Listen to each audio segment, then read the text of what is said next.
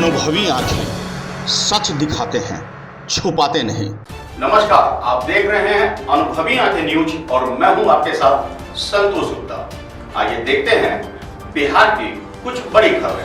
बिहार के पूर्णिया जिले के धमधा प्रखंड अंतर्गत कवैया गांव में बीते दिनों अपराधियों ने जय मंडल को गोली मार दी थी। आपको बता दें, जय नंदन मंडल को गोली लगने के बाद उसकी मौत हो गई थी।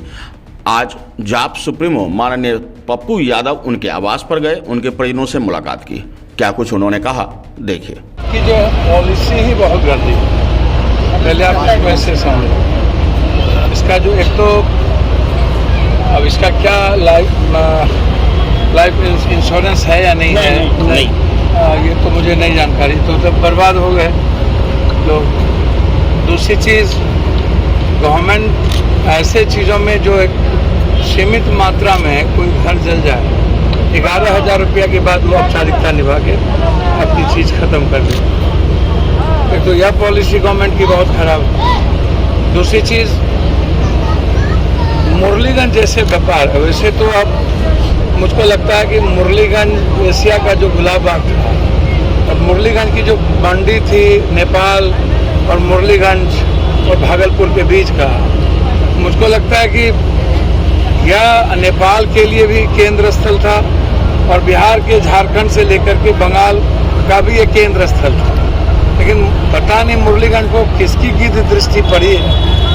पूरी की पूरी मुरलीगंज की व्यापार ही, अब हमको तो कभी कभी लगता है कि अब मुरलीगंज से ज़्यादा बेहतर बिहारीगंज तो नहीं होगी, या अन्यत्र जगह हो गए।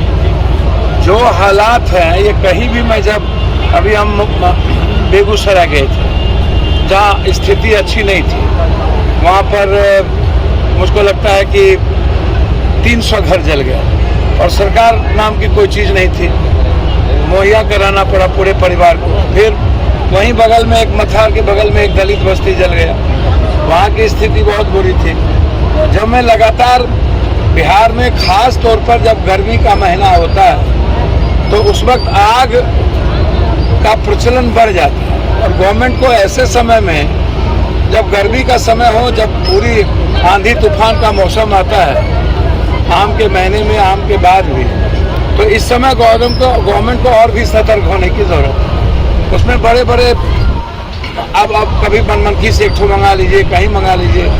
छोटे स्तर पर दमकल जो यहाँ है, इससे आप बहुत बड़े पैमाने पर, यदि बगल में थोड़ा सा बगल में विस्फोट होता तो सब कुछ नाश्ता, पीछे में पूरा का पूरा गाँव ना खत्म हो जाता। तो मैं सरकार से मांग करूँगा कि खासतौर पर यहाँ के डीएम से कि आप यहाँ का पूरा मूल्यांकन करके कि क्या क्षति हुई है, क्योंकि ये किसान की चीज़ है, क्या क्षति हुई है व्यापारियों का। छोटे व्यापारी होते हैं, ये लोग गांव से किसी न किसी तरीके से लोगों से कलेक्ट करके आम किसान को बेनिफिट पहुंचाते हैं।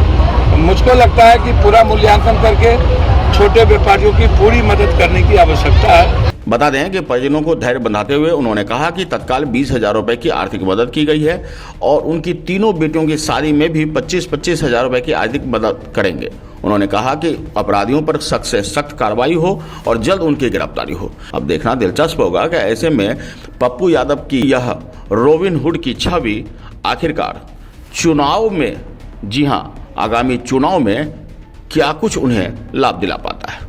तो आज के लिए इतना ही। हमारे साथ बने रहिए और खुद को रखें अपडेट। तो देखते रहें अनुभवी आंखें न्यूज, और हाँ, पढ़िए भी अनुभवी आंखें अखबार। हमारे वॉलंटियर सदस्य बनिए और आधार कार्ड, वोटर कार्ड की फोटो कॉपी भेजते हुए हमें इस नंबर पर कॉल कीजिए 8826227802। लाइक और सब्सक्राइब करना ना भूलें दोस्तों।